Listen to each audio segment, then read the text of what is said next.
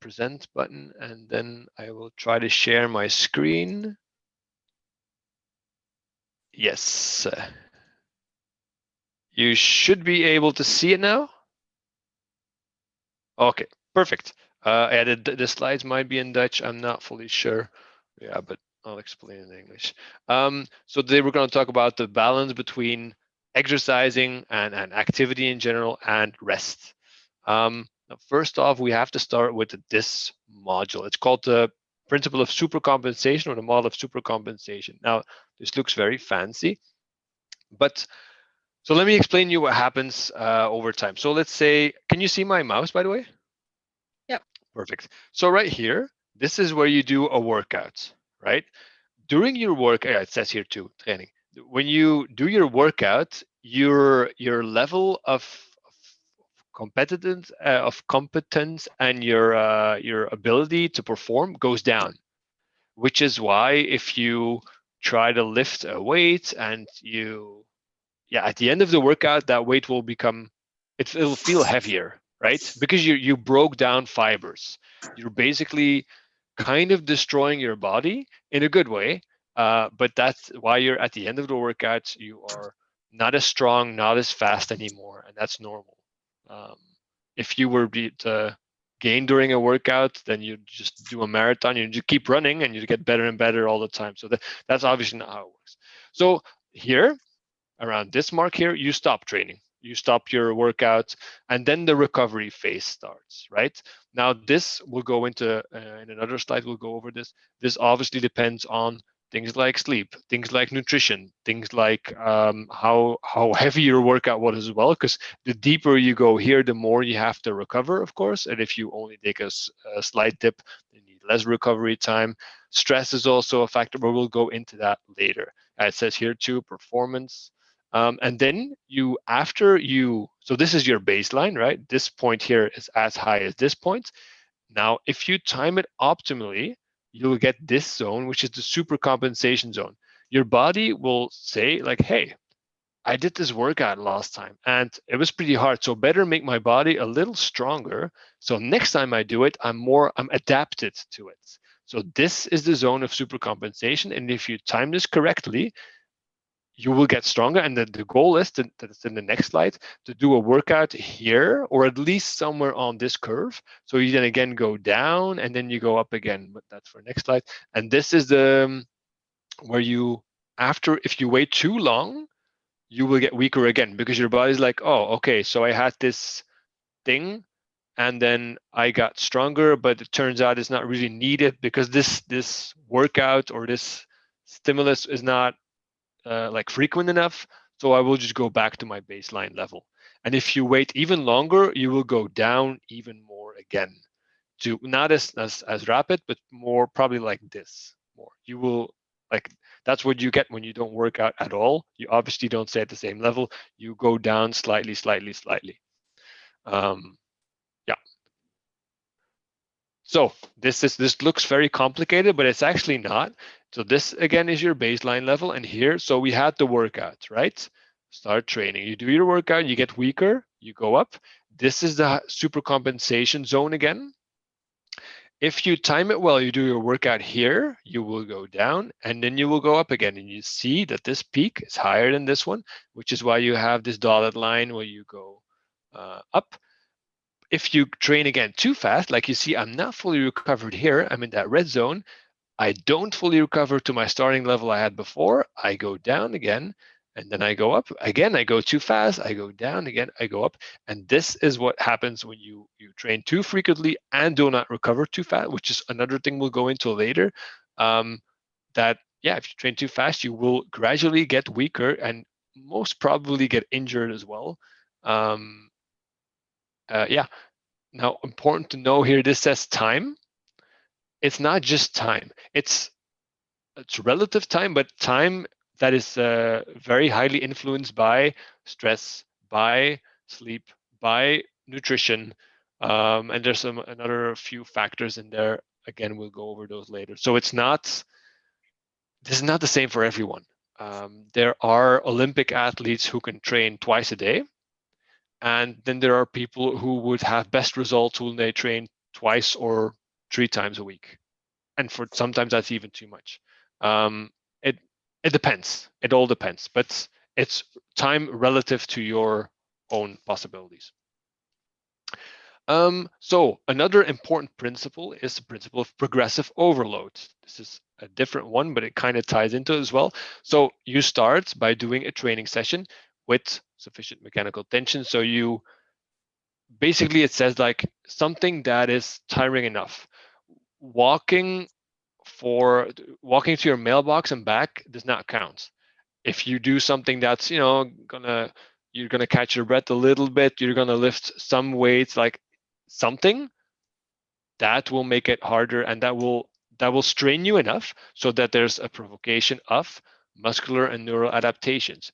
Like I just said, that's the supercompensation, right? Your body says, okay, let's make myself a little stronger because it looks like I need this. It looks like this will be something that is useful for me in the future, which then enables you to have more progressive overload because you can train heavier again, right? And that's why progressive overload is important, which is why your schedules also have it. You gradually you go up 3 weeks and then you have a deload to give you a little bit of compensation at the recover, and then you get new exercises. But to get the same result with adequate recovery, you should do more. You can't expect to do the exact same thing for years on end and keep growing more and more and more and more. You will get less results from the same stimulus every time. So yeah, again, progressive overload. And this is how the circle kind of goes on and on. Oh yeah, I got fancy and I. Can I Yeah, ask sure, one sure. question? Because I guess that these are two different things, right? That you are trying to Hmm. put together, Yeah, correct? absolutely. Okay. Yeah, they are different things. They're different principles. They tie into each other a little bit because, like this part here, the muscular and neural adaptation, that is basically the supercompensation. Could be bad, could be negative. You could like overtrain, undertrain. Um, they are separate principles. Yeah. But you try to put them together in practice. Yes, they always. Yeah, yeah, yeah. They Yeah, okay. always work together. What I'm trying to say is that so for if you want to, so this one is the first compensation, right? If you train properly, you wait till here, you go again here, and then you go up. For to achieve this, you're training like this down phase. If you would like measure the distance, it would be the same distance, but it would like because it'll drain your performance by the same amount, but the amount of work you had to do to go down will be more. The same as here. Here, this might be just 3 sets of 10. Well, if you're here and you want to still make progress, you'll have to do 4 sets of 15, maybe. Yeah, perfect. Now Simple it makes example, but sense. Yeah, yeah. All right. thanks. Um, yeah, sure. So this one, the muscular and neural adaptation, is the important one. So what factors make you do that adjustment, right? Intensity and duration of your training makes sense, right? The walk to the mailbox is not the same as running a marathon. How trained you are yourself. If you have been doing this regularly, like the same stimulus will not provoke the same response for every individual. That makes sense, I think, too. And then how long you've been doing this kind of ties into how trained you are. And then recovery factors. Even if you are better suited to handle a certain stimulus like the marathon, if you will neglect sleep, neglect nutrition, and neglect like have a lot of stress, you won't recover as fast, which means that if you look at this one here, it will take longer for you to recover. So this one will actually go more like this, more like a line like this. And then you have to wait longer until you can do a next workout. I will also make the peak here smaller, if there even is one. If it takes too long, there will not be, because your body's like, well, I'm only getting back to this level for after so long. Like, why would I make myself stronger? It's clearly something I should preserve all my energy, so I will not do that. So waiting too long between workouts is not a good plan either. Even if you have a lot of going too fast is also not a good idea, but handling those the stress, the sleep, and the nutrition would be a better thing, which is something I'll handle in a later slide. So yeah, recovery is key. How does that look like? Having enough calories, because not enough calories will make sure your body doesn't have the building blocks to recover itself. It is, for a pure performance point of view, it is, and building muscle and fueling your body, it's better to have too many calories. Of course, if you start gaining 5 kilos of body fat, that will negatively impact you, especially for conditioning. Strength, not necessarily, but in general, it's not the best idea. But now having enough calories is definitely not a good idea for recovery. Protein, the same. Good fats, healthy fats, they will elicit a lot of positive hormone adaptations and yeah, will help you grow your body. Vitamins and minerals, yeah, fruits and veggies are really important as well. Of course, having enough water, low stress, again, that has a hormonal effect, and the sleep as well, because when you sleep, your body, how do you say it? Vrijgeven. It produces certain hormones, growth hormones. The word you're The looking. Sorry? Release. Release, yeah, exactly. Thank you.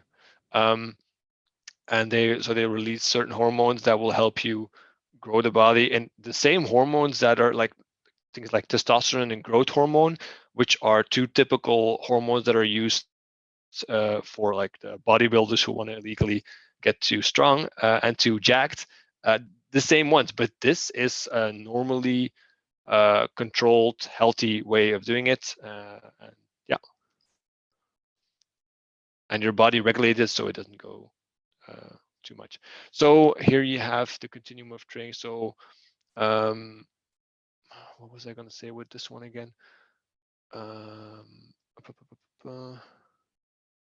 So there's a zone of undertraining, optimal. Oh yeah, this should be a line here. I don't know why this line is not here, but anyway, it can be undertraining. Optimal training is when you wait to the good point, to the peak. Overtraining, you go down, and then if you train too much, you will get injured because your body cannot recover, and you're yeah, not a good thing either. How do you recognize overtraining? It's probably something a lot of people are wondering. Here are some of the symptoms. So you start off with mood swings because of hormonal issues very often.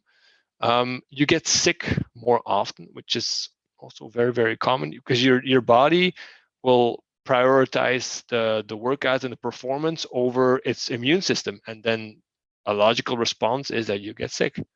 Less appetites. I'm not exactly sure again why that was, but it is a thing. Higher heart rate when you are resting or when you are sleeping.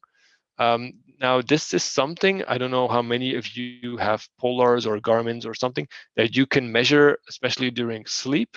And heart rate variability is another one that's very well studied lately. So that is basically the difference between some kind of like your, it was something with the regularity of your beat, and the higher it is to a certain degree, the better it is for recovery. And if it's lower, then it's, to give you an idea, mine when I'm recovering well is around 1,000, 100, 1,200 sometimes, and when I'm not recovering well, it's like 1,000 or 900 or something. To give you an idea of the milliseconds. Less mental focus, another very typical typical symptom. Worse sleep, which is very ironic and painful in a way, because one of the things to get out of it is sleeping better. And unfortunately, because a reason why this may be is because when you're in overtraining, very often your nerve system is in the like fight or flight modes to like really push through and to survive, which jacks up the heart rate, which makes you like very awake. As a compensation, it would be better if your body could relax a bit more in that way. So sleep is an annoying one.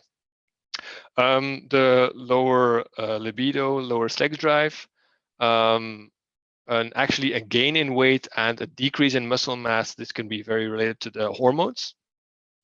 More soreness, persistent fatigue, small injuries because of overuse and not enough recovery, performance that is not going up, staying the same, or going the wrong direction actually.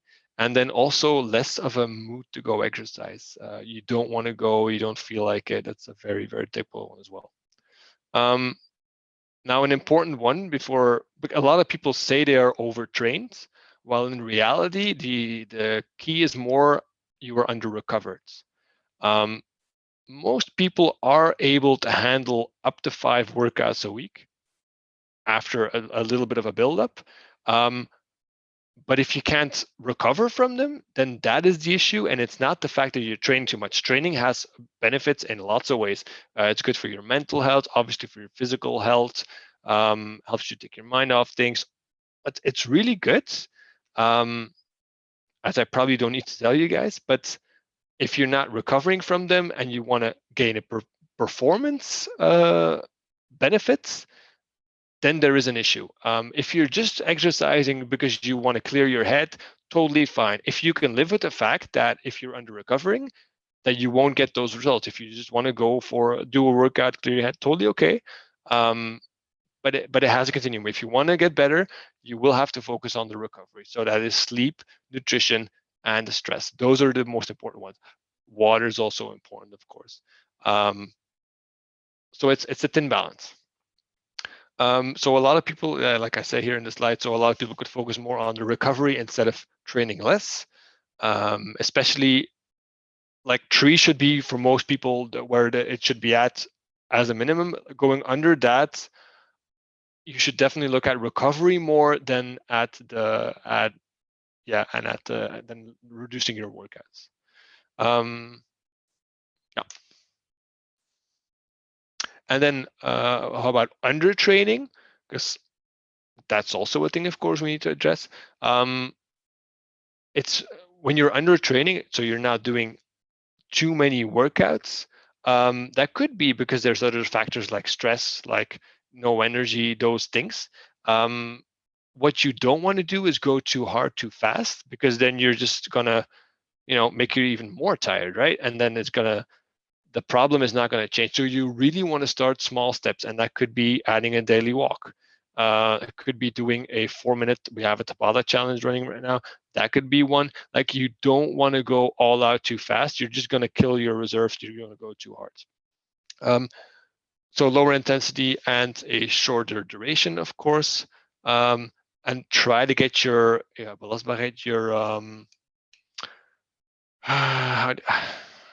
your base, like what you can handle. You want to get that up your base. And again, the recovery is like really important here. More important, I think, than the workout itself, for other factors as well. Like if you're constantly stressed, that will have direct impact on your mental health. Obviously, if your nutrition is not good, then it's not about performance anymore. It's about life expectancy in the long run. I'm maybe a little dramatic here, of course, but it's not like you'll have one potato chip and you'll die tomorrow. But it's important for long term. There are plenty of examples of people who barely exercise and who reach 100 years old because they have low stress, they go for daily walks, and they have good food or decent food and do everything in moderation. Totally fine. You do not need to be a top athlete to reach 200 years old at all. In fact, I would think there's a lower chance for a lot of them, actually, because of harder strain on the heart and the organism. But that's top athletes. But yeah, that is a total side note. And I think that was my last slide, actually. Yes. All right. Thank you. Do you have any questions on this? Does anyone have any questions on this? I have one. Astrid, go ahead. how do you know when is the optimal time to go training again? Like, how can you determine? Is there Yeah, a that's a measurement? very good question. You should, if you really want to go into that, you need to go into a lot of data analysis, like with the heart rate variability, your sleep, and like track those things. But a lot of them are very for us mortals who don't have access to top sports labs and stuff. They are very subjective. So these, how can I Because wait? I have a look at I have an Apple Watch. Mhm. And what did you say about the heart rate variability? Mine is Yeah. 50. Yours is 1,000. No, no, no, no, no. No, no, no. 1,000 is what? Mine is 50. But what's the What did you what's the say? Yours was over 1,000, but I have 50. yes? Am I Maybe dying? and what is the no? What is the? It is milliseconds. Yeah. There must be something like a difference. Oh, that's very strange. That there's no there's no way. There's no way. And how does it change from day to day? Yesterday was 55, then it was 50, and then it's How 50, does it? 53. And you're sure it's not just your heart rate, right? Heart rate variability. And do you have one for And heart that's what rate as you well? said. And a heart rate? Yeah. I don't have that. I have VO2 max. They say heart rate variability is the variation in the time interval between heartbeats. That's what you said, wasn't it? Yeah, yeah. That's exactly what I said. Heart rate Yeah, so mine variability. is not up to standard. Let's see. So I also have Apple Watch and I have 75 milliseconds. 55. See, I am dying. And average is 60 for me. That is so strange. Why does mine say 1,000? There's no way that I'm like no. No, that's Huh. not possible. Why is it? Am I checking it with the wrong? I'm literally checking my phone, my watch now. You need to see a doctor, PJ. Your physical shape is That would too. be. Nah, there's no way it's a. I mean, if I was like 10 higher, that would be within the realm of normal, but like that is just not possible now. I am checking it now. It says I need to check the right number. No, come on. Yeah, 958 milliseconds. That is weird. Oh no! Oh no! No! No! No! No! I'm checking the beat to beat interval. No! No! No! No! Yeah, yeah. Heart rate variability. Oh my God! Sorry, I checked the wrong number. Mine. Yeah, it says 85, but that is within a normal range. Yeah. I'm not dying. Hooray. They. No! No! No! You're not dying. Um, heart rate variability is very independent on yourself, though. Like it could be that for you that is a high number, and for me this is a low number. So, yeah, totally okay.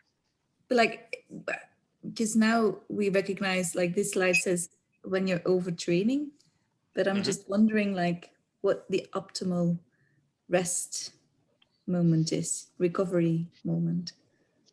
What would you There's recommend? if you could find the exact moment, you'd be a multi-billionaire. Like that, yeah. Okay. You without a like a lab or stuff, right? Like what I've heard some people do is they have a daily log of and they give themselves a score out of on 5 points, like how did I sleep? How was my mood today? How is my energy today? That's one of the reasons why I asked you guys in the logging. And then how did my workout go today? And if they score themselves under a certain threshold, like under an average of like 12 out of 20 or something, they take a day off the next day. Okay. Yeah, that's one way to do it. And then yeah, just keeping a good eye on yourself. Journaling, seeing if there's certain trends is I know it's a boring answer, but that is the best way to.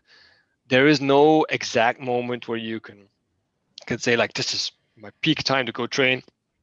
It is not. And keeping an eye on your if that is the goal, if performance is the goal, if you're working out for 4 weeks and you do a test and you see you didn't progress and you don't have a clear reason why you didn't progress, then you're probably overtraining or under recovering. Yeah, and then something needs to change. And that could be very slight, right? Like it could be just reduce the intensity of one of your 4 workouts just by a little bit.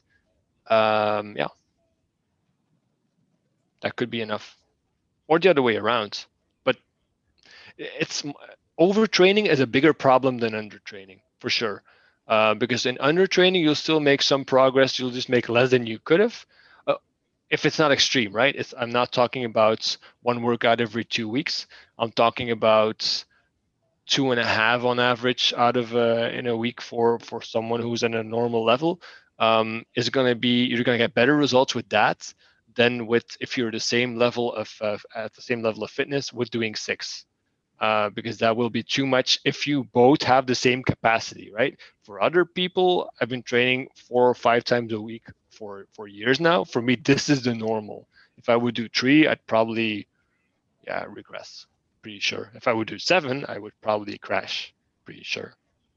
Yeah.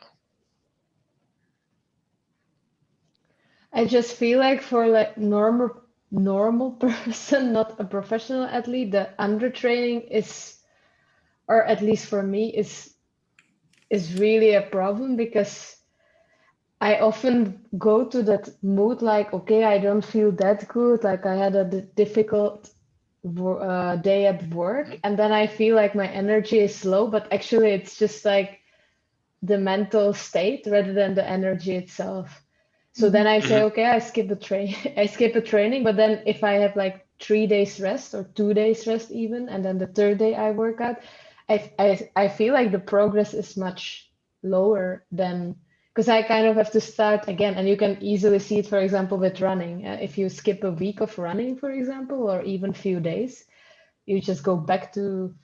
So for me, actually, the overtraining, but for that you really need to be motivated to overtrain, in my opinion. But it somehow felt better than the, not in long term, but if I'm not sure if I'm clear, but like the undertraining for me, it's really easier done than the overtraining, because even if I track the mood, or even if I often feel like, okay, but then today I skip it, instead of like pushing myself.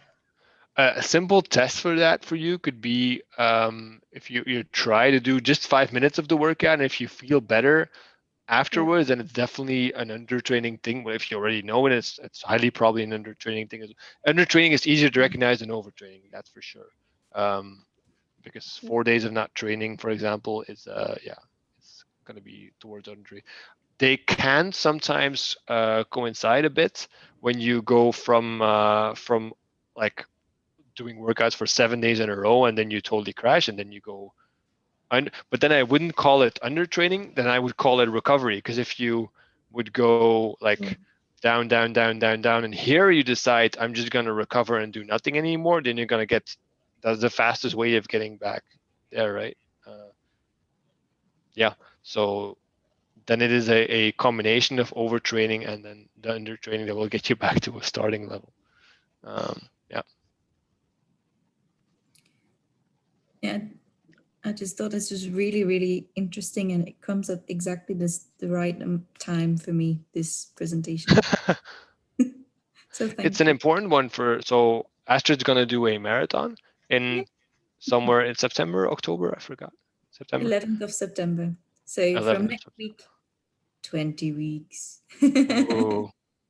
So in running, because running has a few risk factors in a way. It's a repetitive movement, of course. It's long duration, and it can it's there's high heart rate all the time. So in that way, sometimes it's easier to overtrain it with that. Because about so you'll that definitely heart rate, I did have a question about that, because my heart rate is very high all the time, like even in rest, and it always has been. And it that could be your normal default. Yeah. Yes, but then how can I recognize if that's also a sign of overtraining, for example? Like I think well, when it would go up. Running, I start at 120. Just Oh, in then it would go up even higher from your baseline level. Yeah. Okay. I do think if it will be even more important for you, by the way, to get a base of a low heart rate training. So start really with a very, very light running, and it's going to be very boring in the beginning, but really focus on that heart rate training. That's really going to be a big difference for you. I've done it with a few clients. I've guided a few to a marathon. Sam, I helped a bit as well, but she had other guidance as well, and they all focused on the low heart rate in the beginning. And it's boring and it goes really slow, but it builds up your system and you will be able to perform more at a low heart rate. So when you go to a higher heart rate, then you're just gonna be able to get that speed in without killing yourself. It's really a foundation. Yeah. But Astrid, I had the same, or I felt the same. I thought I am the same example as you. I just walked and I already hit like 150. And they always said like, yeah, if you want to lose weight, you should be in the right. And it was 150, like running 150. But yeah, I just walked and I had 150. But then the more I trained, the lower it got. So for a very long time, it really took a long time to get the heart rate down. But for me, it also, or it seemed like it's because I just don't run. I am not that trained. So it seems like the more you train, the better or the lower the heart rate then goes. Because in the beginning, 5 kilometers will feel really heavy and the heart rate will be all the time up. But the more you do 5 kilometers, it will be easier and easier also for the heart. But I had the same. I was just walking and I already hit like 150 and everybody was like, yeah, you run slowly in 150, but I could just walk and I was already there. But I'm not sure if it's that, PJ, maybe you have better overview, but for No, me, it was always like, I think that's if I actually trained that. more, yeah. Go ahead. Sorry. No, I just wanted to say like the more I trained for it, the lower the heart rate then got. And it took a really long time. It's not like a week or a month or 2 months. It was really like 6 months, for example, or even longer. Okay. If you would need to do lower heart rate and some walking in there, that would be totally okay, Astrid. That would be okay. Like probably shorter times then. I remember I once had I did quarter triathlons in the past, and I had an injury somewhere on my was it foot or knee? I don't remember. Anyway, running was pretty hard for me, but cycling was fine. And in cycling in general, like you'll feel as exhausted, but your heart rate will be a lot lower. That's Um, true. so I cycled pretty much all summer, and when I did my run, my 10K part, I have never run that fast in one of the triathlons because I worked so hard on that heart rate. Because I was always in a lower zone, I just had a really good foundation. And then when it came to running, I had done a few runs, but like I think I did 5 over the whole summer, so it really not that much. And because I had that good foundation, my run was really good. But I But was always in the But like can you 140 heart rate zone, something like that. But can you, if you start with the low heart training, can you then do it in 20 weeks? Like, can you then prepare well for marathon in 20 weeks if you start with the low heart training, and it actually will mean that you will have to walk? I think Astrid already has a decent base. I think you could do it. I'm pretty sure. based on It's also not like you need to be perfect with the heart rate. Like there's always room for improvement. So I think you could. I definitely think you could, Astrid. Yeah. But Pieter-Jan, I don't want to claim this meeting at all. But maybe you could tell me how to do this low heart rate training thing. Like, It's really just looking at the heart rate and not going over. If you're over a certain threshold, you go a little lower in the intensity. You walk a bit, or you try to stay in your zone. Could be a good idea if you get one of those tests as well. By the way, like those maximal the VO2 max tests and in the the max Kabbalah Center, what is it called? the Bacala, yeah, the Bacala Academy, or there's a few other options as well. Maybe I Sportcult should has do one it as then. well. It's a good idea. Yeah, I gave it to Sam for her birthday for when she was prepping for her marathon. Aw. And yeah, I think it's like €200 though for the full analysis, Ooh, but it was well worth it because they give you a training program as well. They advise you on what to do, and if you want to do that marathon, if for her it was her first, she wanted to, finish it, and she did. But that really helped with nice. setting good zones, and like if you're gonna spend 20 weeks on training, like why don't you just do it proper, right? Like it just for a little advice in the beginning, you can get so much out of it. I think it was fully worth. I would do the same Okay, good instantly. Yeah, advice. Thank you. yeah, of course, of course. Does anyone else have any questions on overtraining, undertraining, the super compensation model, progressive overload, or any other thing, or just how your training is going? I had never heard of the concept of super compensation. So thank you. Yeah, sure. It's staple. There's a few others, but these are some of the most important principles in training. There is specificity and adaptivity and yeah, those things as well. But these are very important and the ones that are relevant to this talk. Yeah. Okay, cool. I will stop sharing my screen and show you my